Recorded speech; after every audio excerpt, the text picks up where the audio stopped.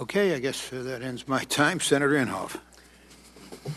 Thank you, Mr. Chairman. I think the skunk is about to arrive at the picnic, but I'd like to share a couple of things. First of all, clarify some things to make sure that we all understand things that are incontrovertible facts.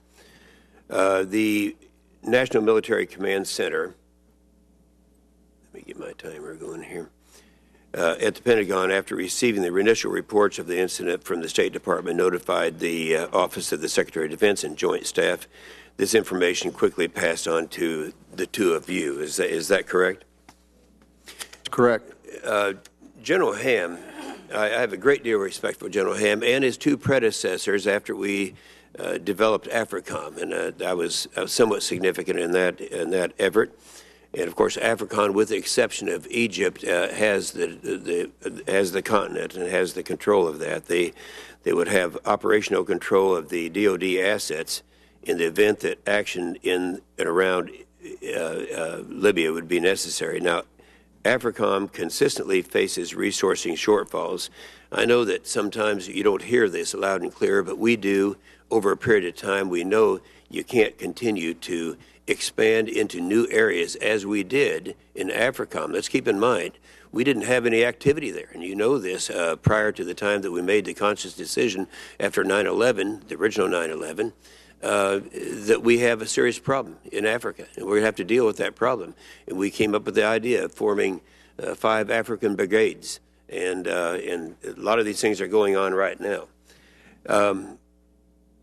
Did you have any conversation, either one of you, with General Ham regarding the security situation in North Africa prior to these attacks, the subject of today? Senator,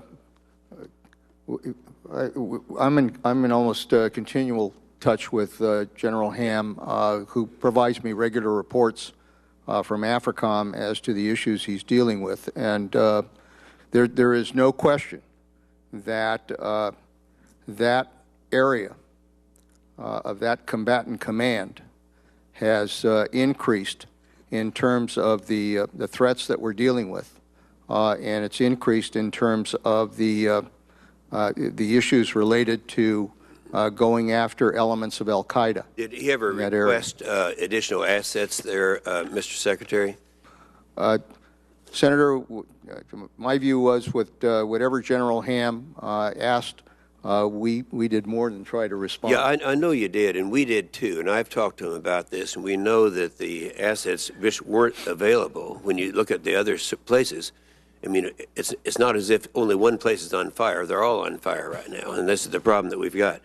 The Washington Post columnist said that the president had a briefing with the Principals Committee to review the threats and in the mitigation of the threats. This would have been the day before, and the Principals Committee, it's my understanding, is made up of the Secretary of Defense, Secretary of State, the Director of National Intelligence, and some others.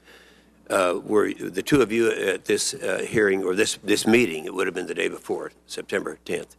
I believe I recall being at a meeting that kind of looked at what the potential threats were as a result of going into September 11th. At that meeting, I have a chart over here, and I'm sure you've had a chance to see it. No one questions the chain of events that happen on the left side or the things that happened prior to all of this, what I consider to be warning signals that anyone should be able to look, recognizing the resource problem that we have. What was the assessment of the threat in Libya at the time of this Principals Committee meeting? Either one of you. If I could, Senator, the meeting is a routine monthly review of counterterror operations worldwide. And it happened to be on the 10th, yeah. Right, and it wasn't uniquely focused on North and Western Africa, although clearly North and Western Africa is an area of emerging threat. I'm sure that subject was there. I can't imagine it wouldn't be with all the problems that are on that chart and that you're aware of. Let me, the only thing I'd say in criticism of you, Mr. Secretary, is you've said so many times and you gave such a passionate plea to resolve this problem. You've talked about the problem is there. You know, you can't continue to look at Congress when, in fact, we have in the president's own budget, in the 4 years, the first 4 years that he was there, $5.3 trillion of deficit. And it's an oversimplification, but you can say that almost all of government under his budget has increased by about 10%, except for the military, except for defense. Now, I can debate that with anyone who wants to debate, but that has to be said, because this is a problem that we have dealt with and you've talked about. But we've got to get on record that this administration has not given the priorities to the military, and that's my statement. You can either agree with or not agree with. We're going to have to do something about it. About an hour and 20 minutes after the first attack on Benghazi, the compound, Secretary Panetta, you, and Chairman Dempsey were at the White House for a pre-scheduled meeting on a different topic at that time. And I think that's when Tom Donilon came in and informed all of you and the President about what happened in Benghazi. Is that about the right time frame? Yeah, I think we have regular meetings with the President. This was one of our weekly meetings with the President. And I should tell you that I had, just before I went into that meeting, I got an update that there had been the attack there. It happened. So it was right. Something I introduced to the President. Oh, I see. Okay, that's a good clarification. Let me do this in the interest of time.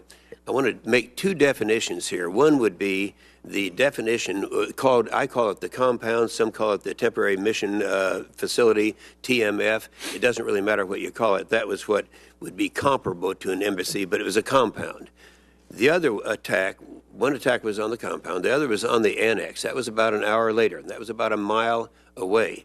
So those two things we want to clarify. I think both of you would agree. Those are two perhaps separate, or could be argued, are separate attacks that took place.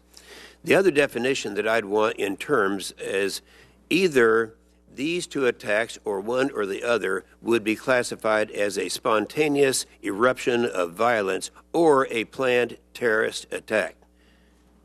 I think CBS reported that the counterterrorism officials. Okay, let me just run through this real quick here, if you'd give me a little tolerance here, Mr. Chairman. Well, we do have to stick to our 7-minute rule, so a little tolerance, of course. A little tolerance, all right.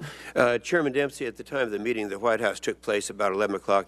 How would you have characterized the attack on the, or either one of you, on the compound? Not the annex, the compound. At that point, I didn't know. I just knew there were Americans. It could have been either one, couldn't it? That's right. Could have been a spontaneous thing, or it could have been a pre-planned. We don't know that right now. But I would say, I have to ask you the same question about the annex. Wouldn't you agree that that was a pre-planned terrorist attack? Oh, yeah, Unequivocally.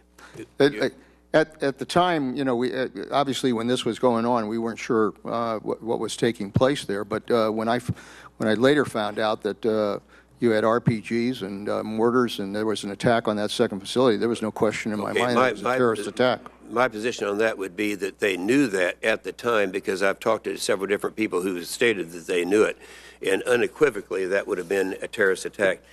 And, of course, the thing I'm getting to, do you agree, Mr. Secretary, that it was unequivocally a terrorist attack on the annex? When I appeared before this committee 3 days afterwards, I said it was a terrorist attack. Very good. And that's what John Brennan said also, and he used the word unequivocally. And I would have to say that we'll have to understand sometime, someone's going to have to ask the question, if that was true, and we knew all of that at the time on that Sunday that this presentation by Susan Rice, Ambassador Rice, before all of America, said it was, we have today is that the fact this was not a pre-planned, premeditated attack, unquote. I won't even ask you to respond to that, but I think it's important that people understand that everybody knew on that Sunday that it was a pre-planned, premeditated attack. And thank you for your tolerance, Mr. Chairman. You, Senator Reid.